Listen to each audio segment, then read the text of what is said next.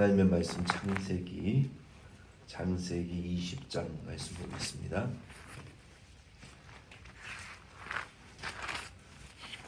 창세기 20장 8절부터 18절 말씀입니다. 창세기 20장 1절로 7절 말씀에 아브라함이 소돔 고모라 성의 멸망을 보고 두려움으로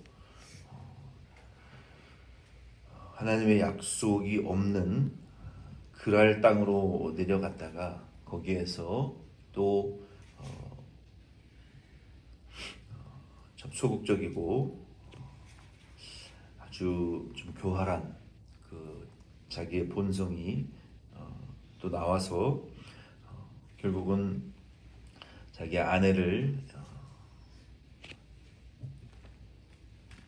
누이라고 말하고 또 아비멜렉으로 하여금 그랄 땅의 왕인 아비멜렉이 사라를 아브라함의 아내인 줄 모르고 데려가서 취하려 하다가 하나님께서 그랄 땅 전체 여자들의 태를 닫으시는 이러한 재앙이 현저한 재앙이 임했습니다. 그리고 하나님께서 이방인 아비멜렉에게 나타나셔서 어찌하여 내 종 아브라함의 아내를 데리고 왔느냐, 그의 아내를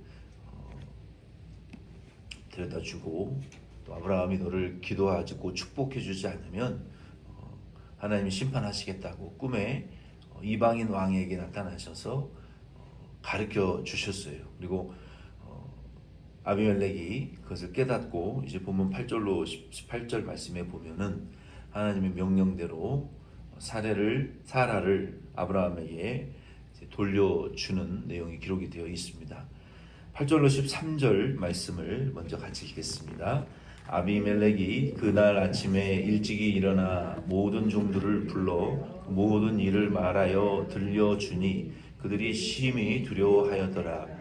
아비멜렉이 아브라함을 불러서 그에게 이르되 내가 어찌하여 우리에게 이렇게 하느냐? 내가 무슨 죄를 내게 범하였기에 내가 나와 내 나라가 큰 죄에 빠질 뻔하게 하였느냐? 내가 합당하지 아니한 일을 내게 행하였도다 하고 아비멜렉이 또 아브라함에게 이르되 내가 무슨 뜻으로 이렇게 하였느냐?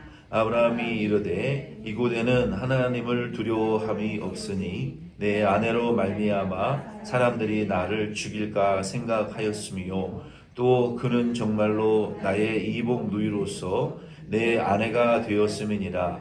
하나님이 나를 내 아버지의 집을 떠나 두루 다니게 하실 때에 내가 아내에게 말하기를 이후로 우리의 가는 곳마다 그대는 나를 그대의 오랍이라 하라. 이것이 그대가 내게 베풀 은혜라 하였소노라. 아멘. 하나님께서 아브라함에게 18장에 나타나셔서 정말 놀랍도록 큰 은혜를 주셨습니다. 그리고 아브라함은 성인 군자와 같이 하나님 앞에 19장에 보면은 롯을 구원해 달라고 50명은 안 됩니까? 45명은 안 됩니까? 40명, 30명, 20명, 10명 하나님 앞에 자기 일을 차라리 심판하시고 롯을 구원해 달라고 그렇게 대담하고 담대하게 하나님과 이 딜을 하는 것처럼 성인 군자와 같은 모습을 보였던 아브라함이 순식간에 롯의 멸망을 보고 약해진 모습을 우리가 봤습니다. 우리도 하나님 앞에 은혜 받을 때에는 참 담대하고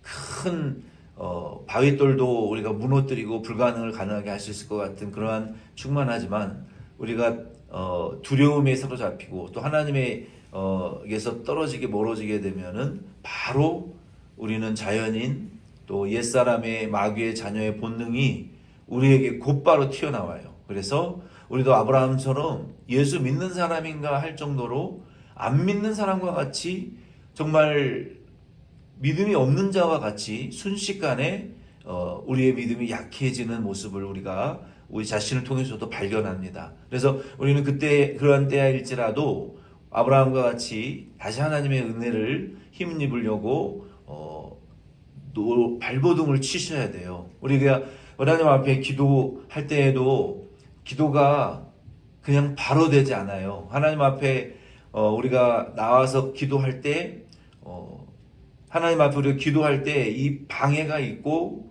우리의 그 육신의 이 정욕에 우리가 많이 사로잡혀 있고 또 세상 일에 우리의 마음이 많이 쏟아져 있기 때문에 우리가 그 마음과 의지와 우리의 이 지식과 우리의 모든 이 집중된 것들을 하나씩 하나씩 다 이렇게 끄집어내서 또 절단하고 또 차단하고 하나님에게 마음을 돌려서 우리의 마음의 문이 열려져서 하나님과 기도로 교통하기는 단계에 들어가기까지는 몇 시간 혹은 몇 날 며칠이 걸릴 수도 있어요. 그래서 우리는 하나님 앞에 기도하면서 그렇게 힘을 써서 우리의 온 마음이 하나님에게 집중되어져서 다시 하나님의 그 은혜를 받고 하나님과의 교제하는 그 기쁨을 우리가 누려야 됩니다.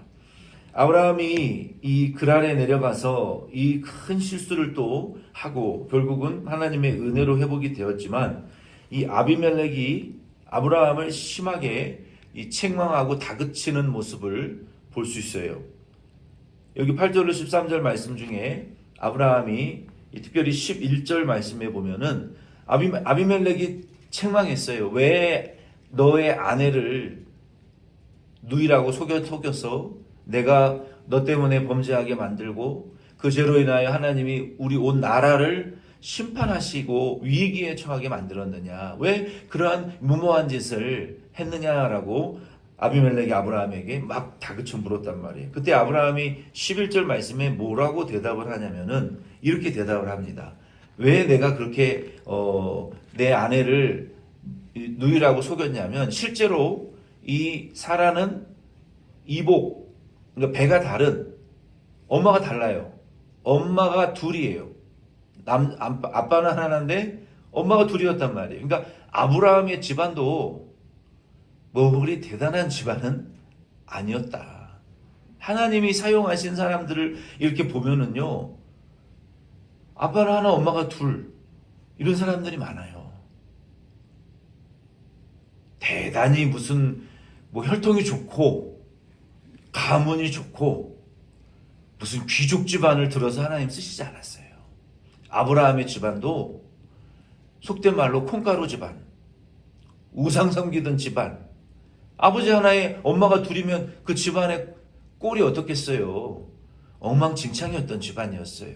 그러니까 저와 여러분도 하나님 나 같은 사람은 냅두고 좋은 사람, 젊은 사람 통해서 역사하세요?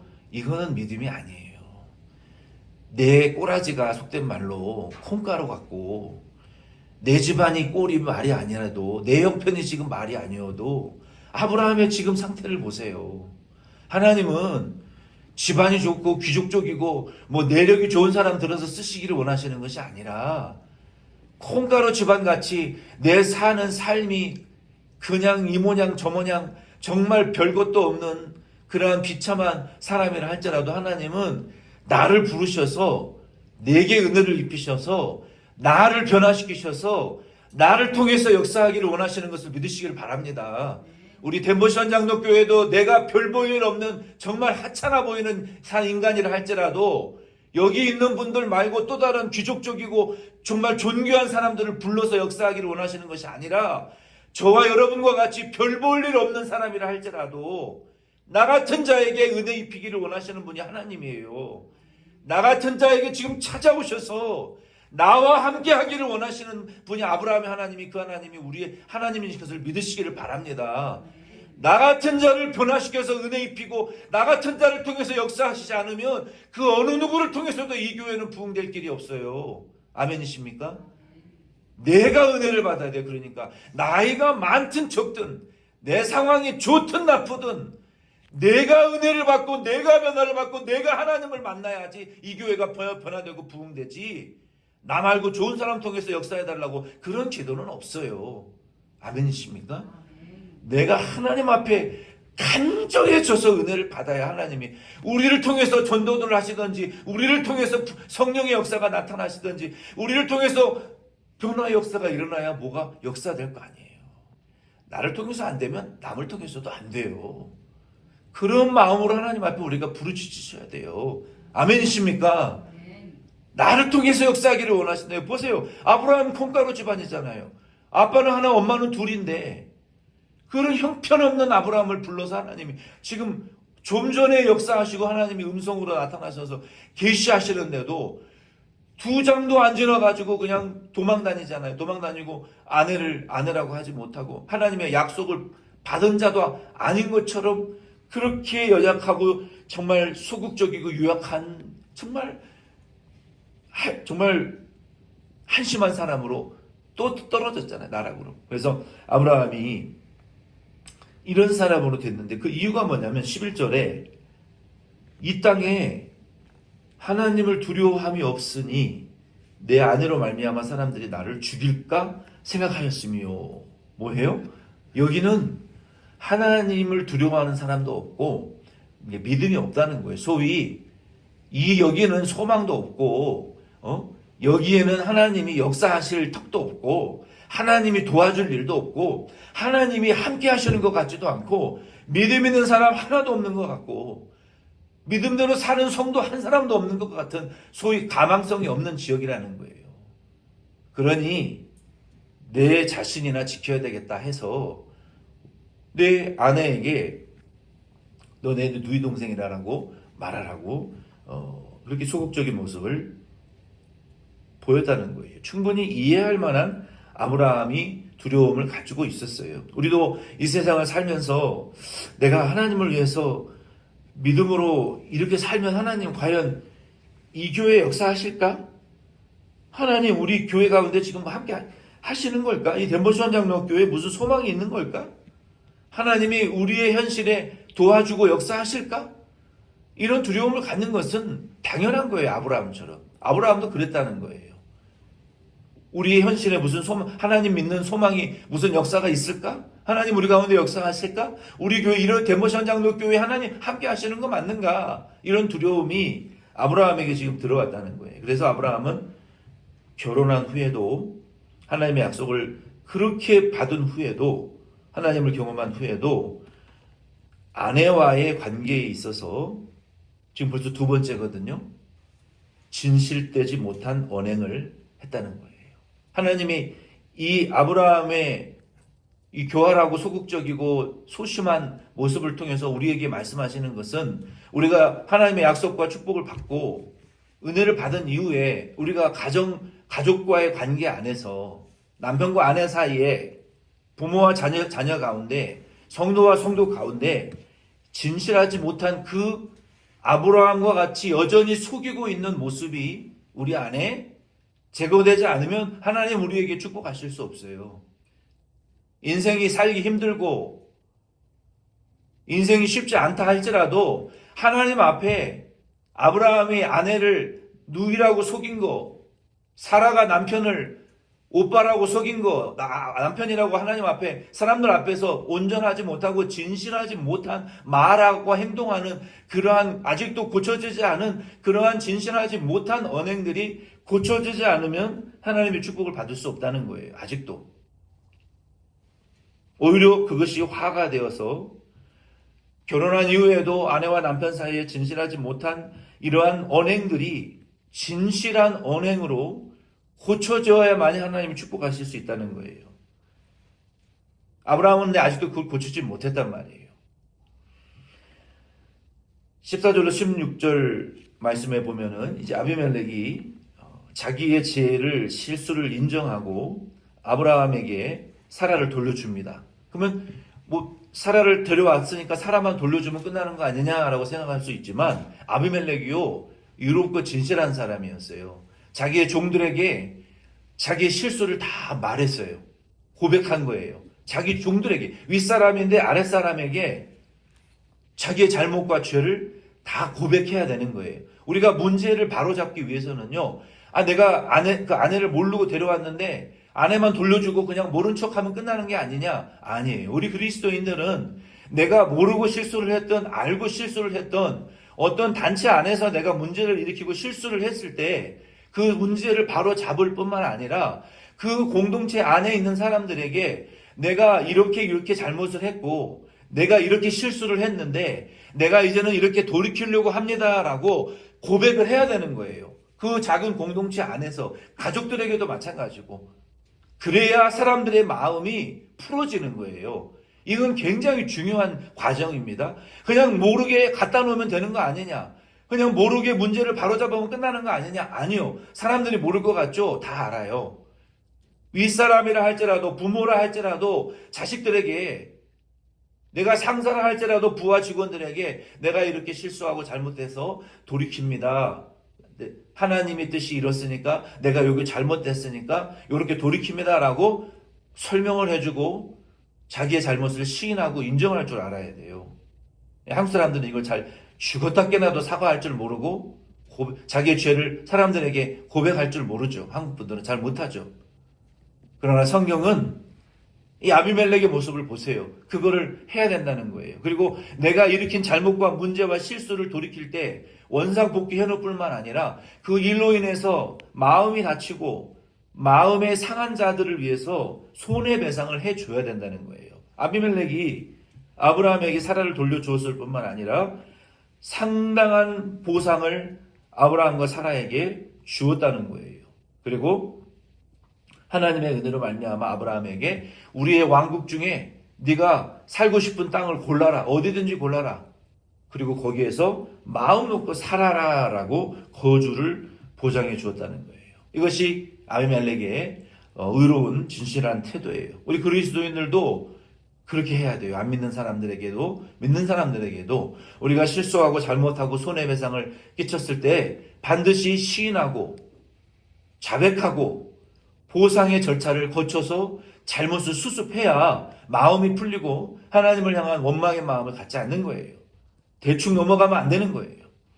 그리고 하나님이 아브라함을 통해서 아비멜렉을 축복하시는데 현저한 재앙으로 아비멜렉 왕국의 여인들의 태가 다 닫혀 있었지만 하나님이 아브라함의 기도를 통해서 현저한 축복으로 모든 그랄 땅의 여인들의 태를 열어주셨어요. 그래서 다시 임신할 수 있도록 불임을 치료해 주셨단 말이에요. 하나님이 이와 같이 아브라함을 통해서 하나님의 약속이 이루어지는 것을 아브라함과 사라가 회복되어지는 것을 보고 이때까지 99살, 89살이었던 아브라함과 사라가 하나님이 너를 통해서 그 콩가루 집안, 그 믿음이 없는 것과 같이 타락해버린 아브라함의 모습을 자기 자신이 보면서도 좌절하고 낙심했겠죠. 그럼에도 불구하고 하나님이 나를 통해서 나 같은 자를 통해서 그랄 왕국 여자의 전체의 태를 불임을 치료해 주시네.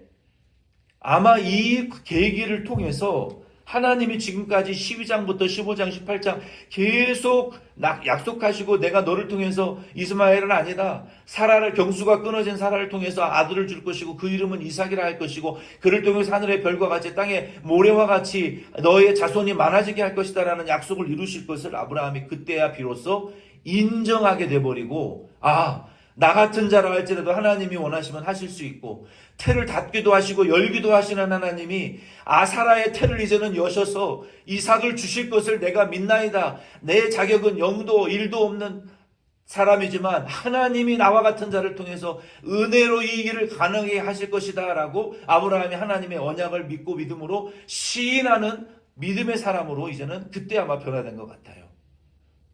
그래서 아브라함이 로마서 1장 17절 말씀대로 하나님의 복음에는 하나님의 의가 나타나서 믿음에서 믿음에 이르게 하나니 기록된 바 오직 의인은 믿음으로 말미암아 살리라 라는 말씀이 그때 믿어지고 깨달아진 것 같아요. 그래서 하나님은 이와 같이 저와 여러분들을 예수 그리스도를 공로로 우리를 처음에는 믿음에 이르게 하십니다. 그리고 믿음에서 에베소서 4장 24절이나 데살로니가서 3장 13절 말씀에 보면은 우리를 거룩함의 단계로 이끄세요. 예수 믿은 자가 계속 그냥 믿음의 단계에만 있게 하지 않고 우리의 믿음을 거룩한 자의 단계로 이끄신다고요. 그리고 우리가 거룩한 자의 단계에서 머무르지 하지 아니하시고 고린도후서 3장 18절 말씀에 보면은 영광스러운 단계에 우리를 이르게 하십니다. 이게 믿음의 성장이에요. 믿음에서 거룩으로, 거룩에서 영광으로, 그리고 영광에서 에베소 4장 13절 말씀에 보면 아들 예수의 장성한 분량에까지 우리를 이르게 하신다는 거예요. 이게 믿음의 성장이에요. 그러니까 저와 여러분들은 믿음에 머물러 있으면 안 되고 믿음에서 거룩으로, 거룩에서 영광으로, 영광에서 아들의 형상으로 자라가야 되는 거예요. 하나님의 아브라함을 믿음에서 머물러 있게 하지 아니하시고 거룩한 단계로, 영광스러운 단계로, 하나님의 의로운 단계로 그를 이끄셨던 것처럼 저와 여러분들이 인생을 통해서 하나님이 우리는 덴버션 장로 교회가 그냥 믿는 믿음의 단순한 단계에 머물러 있지 않고 이제는 좀 하나님의 약속을, 영광스러운 약속을 붙들고 일어나 빛을 발하는 교회, 모이는 교회, 제자 양육의 교회, 흘러넘치는 교회, 거룩한 교회로 우리가 일어서기를 원하신다고요. 누구를 통해서? 나 말고 젊고 돈 많은 성도를 통해서가 아니라 바로 비록 보잘것없는 저와 여러분들이지만 여기 나와 기도하는 저와 여러분들을 통해서 아브라함과 같이 이제는 믿음에서 거룩한 교회로 우리를 이끌기를 원하시는 것을 믿으시고 받아먹는 단계에서 이제는 일어나시고 하늘에서 감 떨어지기를 바라는 단계에서 벗어나시고 약속을 붙들고 믿음으로 파도를 밟고 복음 전도와 교회 부흥을 위해서 파도를 밟고 거룩한 교회로 성장할 수 있는 2025년 덴버션 장로교회 저와 여러분들 될 수 있기를, 적극적이고 능동적인 우리 덴버션 장로교회 될 수 있기를 예수의 이름으로 축원드립니다. 아멘이십니까? 여기 있는 분들 말고 다른 사람들 말고 나와 저와 여러분 여기 있는 분들을 통해서 역사하기를 원하신다고요. 아브라함처럼 낙심하지 마시고 내가 처한 상황이 정말 말도 안 되기 힘들고 어렵다 할지라도 하나님은 그 아브라함을 통해서 역사하기를 원하신다고요. 약속받은 사람을 통해서 우리를 부르신 하나님이 우리를 통해서 거룩한 교회로 성장하기를 원하신다고요. 아멘이십니까? 우리 그런 믿음을 가지시고 여러분 아브라함처럼 일어서실 수 있는 저와 여러분 될 수 있기를 바랍니다.